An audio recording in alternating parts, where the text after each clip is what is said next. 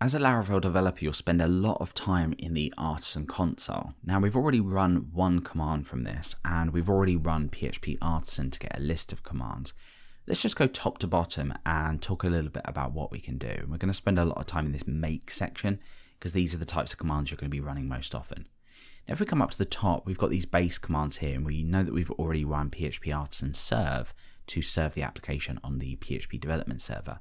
Normally what we would have to do is do this manually with PHP, but by running this command, Laravel has everything set up for you already. And that's the point of Artisan. It just makes developing with Laravel a lot easier.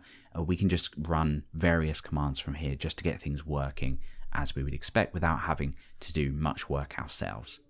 So we've got all these base commands. We won't talk about these too much. The migrate command will be running a little bit later to migrate all of our migrations.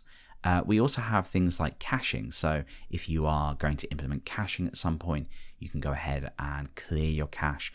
And there are various options available for each of these commands. We'll take a look at them in just a second. So we've got things to do with config, the database here, events, key generate, which will set our application key for security. But make is, like I said before, where you're going to spend the majority of your time. So pretty much anything within Laravel you can generate using the make command. Now these overall commands here have lots of different sub-commands. So when we want to, for example, create a controller, we would run PHP artisan make :controller, and then we would give the name of the controller that we want to create. So there are various other commands here, but we're not going to talk about all of them. We will be running some of them along the journey. So let's just take a look if we wanted to dive further into an artisan command. For example, make controller. If I run this on its own, you can see we have not enough arguments, missing name. When we're generating a controller, we need to provide the name of the controller, much like other commands. So if we were to create a new event, a new job, a new migration, we would need to provide the name.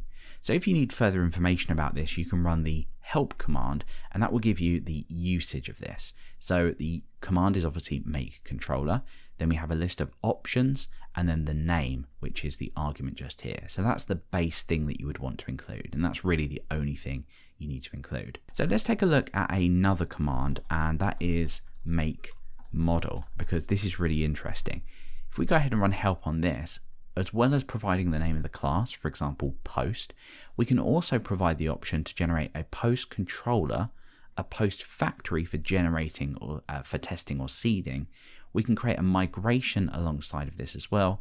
We could create a seed alongside of this as well. And there are other helpful commands when you get into some of the more advanced Laravel concepts. So there's a huge amount you can do with the Artisan console. So you're going to get used to running PHP Artisan a lot when you're either following courses or building out applications yourself.